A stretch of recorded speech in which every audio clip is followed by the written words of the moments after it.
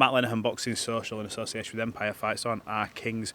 We're joined today by Dalton Smith, European champion. Dalton, just watch you sort of go through your paces today, less than 2 weeks before fight night. What are these sort of last couple of weeks like? Are you just sort of, eager and raring to go? I mean, it's perfect at the minute. The sun's never been so bright in Sheffield, has it? But, yeah, like you said, just under 2 weeks. Just like you said, just tapering down now. We've just done like 12 rounds, bags, pads, just like staying sharp. Because like you said, we're still 2 weeks away, so there's no easy training yet, really. So just keeping that heart rate going, keeping the engine going. So yeah, just like I said, all the hard work's done now. I finished my sparring last week.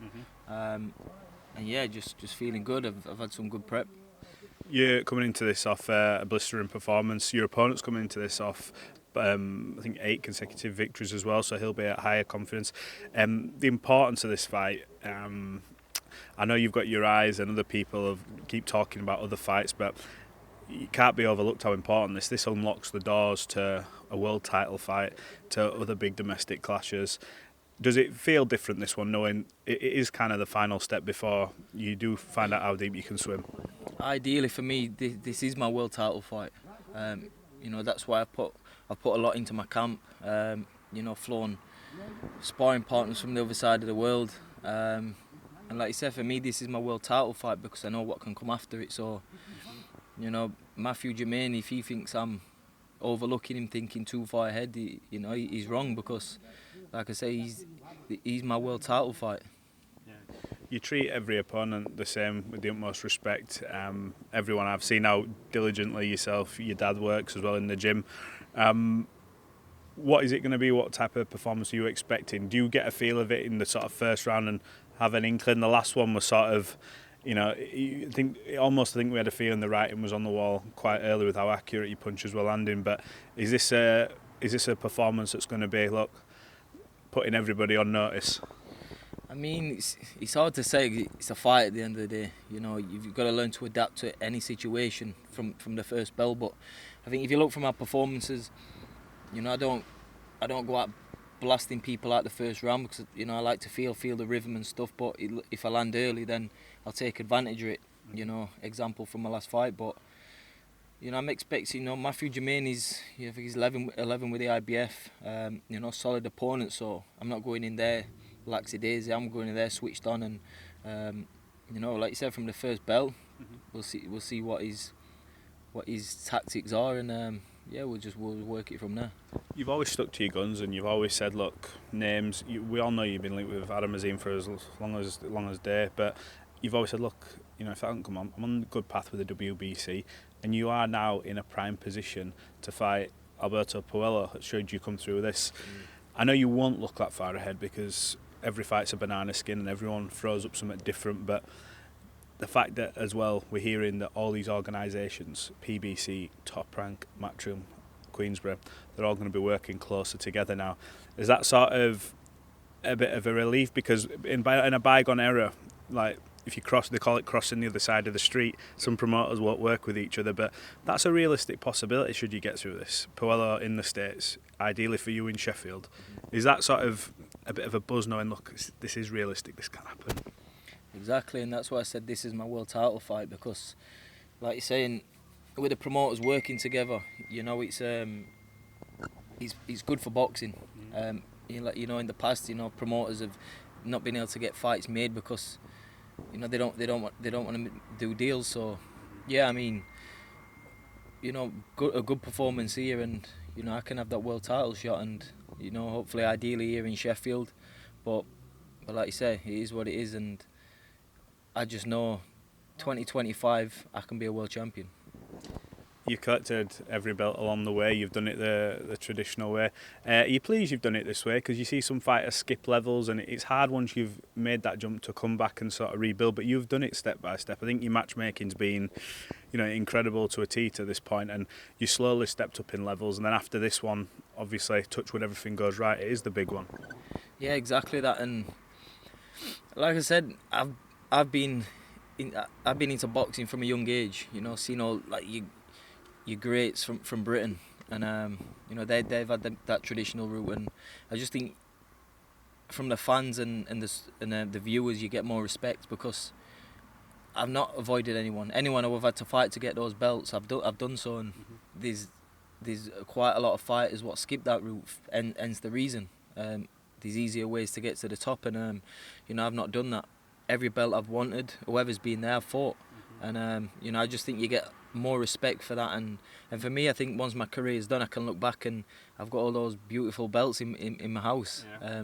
Obviously, and I've got a British for keep, so I mean, exactly, it's what I wanted to do from the start, and like I said, I didn't avoid anyone.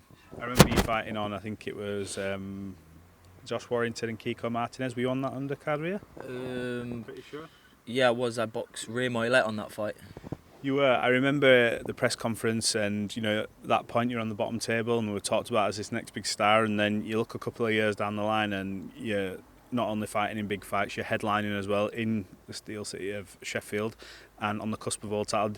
I know you're not one of these to look back and reflect, but it's funny how in a couple of years, roles are reversed, and now you move to that top table and you're in the position.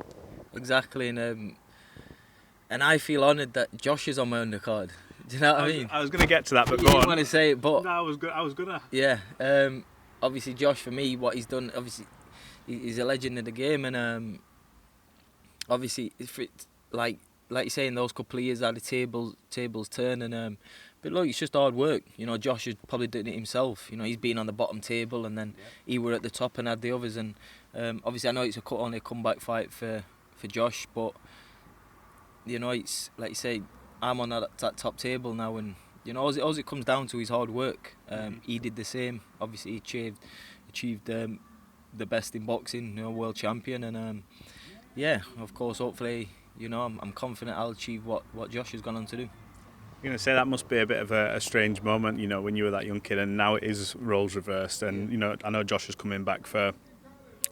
I think there's a bigger plan in play for him looking at his opponent, but we'll go into that another time. But to see someone like that who's been a two-time world champion fighting on Dalton Smith's undercard in Sheffield, it must be a proud moment for you to say, look, the high caliber opponents on here as support. Ishmael Davis, I believe, is on there as well. It's a really good card coming up. It's like you say, a really good card, and some local lads on, and like you say, it's literally 2 minutes down the road from me, and. Obviously, the arena's a bit more compact than the Sheffield arena. More noise. More noise, exactly, and I think the atmosphere is going to be good. I'm sure Josh will be bringing a few of his fans down. So, yeah, I mean, I'm excited, and I think it's important not to get overlooked. Like, don't get too complacent. Carried away. Don't get too carried away, and because, like you say, before you know it, you could be on the bottom table again. So that's why you've got to stay switched on and make sure you're doing everything right. We mentioned Sheffield a lot, but in terms of, and I say this with all due respect to your opponent, because I know you have further ambitions, are you willing to travel to fight for this world title? Are you willing to go to America? Look, PBC, Matchroom, depending on how it works, I know you'd love to bring him over here, depending on how it happens, but is that something that you'd say, look, as long as the terms were okay, we'd be quite happy to travel, It's a world title fight at the end of the day. I'd travel to the moon and fight him if I had to. Obviously, it's a world title. You fought, that's what you've worked hard for your entire life. Obviously, for me, I'd love to be at Hillsborough, but, get that first opportunity, get that shot.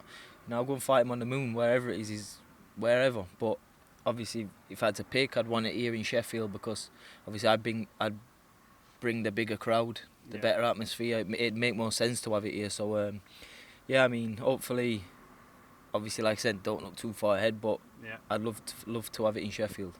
You've already got your media all prepped. I've seen it. There's one space left for that belt. Do you keep looking at that when you spend time in that room and go, not long now, we're just going to fill that gap?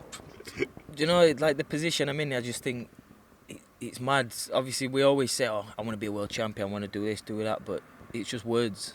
You just train hard, you're sort of hoping for the best, and I sit and I think, do you know what? People always say, work hard and your opportunities will come, and like I say, I'm close to doing that now. So you've never been one as well through the start to end, and we see it in a lot of fighters, not naming any names, but you haven't changed at all since the first interview we've done to now. I've never seen anything where I've thought, he's getting ahead of his station, or you see a lot. I'm not calling any fighters out. Look, you've got to make your money in boxing. It's too dangerous not to secure yourself. But you've stayed sort of quite true to yourself, your principles. You've not seen you on any mad advert where you go, what's Dalton? Yeah. Is that just something within yourself? You've stayed quite humble and true to your roots. I think so, yeah. And I mean, like, we're in a sport, it's the entertainment business, and maybe I should do a few more stupid things, do this and that. But look, if it's not me, it's not me. And like you say, you could have probably put a few more zeros on your paychecks as you get older.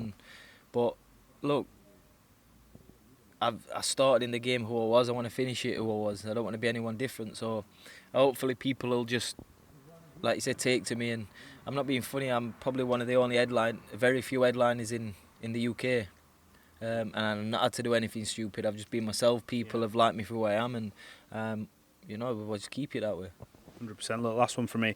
I spoke to your dad off camera. I think it was for the press conference last week when he had Delicious fight, and he was talking about your relationship. And just want to know from you. You see a lot of father and son relationships. A lot don't work out. Are you not wishing your time away? Because you've still got a lot of achievements, but are you looking forward to a day where it will be father-son and not father-son and trainer-fighter? I don't want to ask, but is that a day where you look at and go, it'd be quite nice? I can't wait for that day. In a way, obviously... Not wishing your time away? Yeah, it's not wishing your time away, but I know I've still got many, many years in boxing. I look at an age where I want to be 34, 35, had the big fights, achieved what I wanted to achieve, and then obviously I leave boxing on my own terms. Obviously that's the plan. I don't plan on retiring in the next year or two. So, but of course it'd be nice. And like you said, father-son relationships, you can't make them work. They either work or they don't. And me and my dad's, like you said, don't fix something if it's not broke. It has its hard moments, of course they do. You're gonna as a father-son, but it'd be nice that day when I can actually, I've finished from boxing, I've achieved what I wanted to do, and then me and my dad can have that father-son relationship then.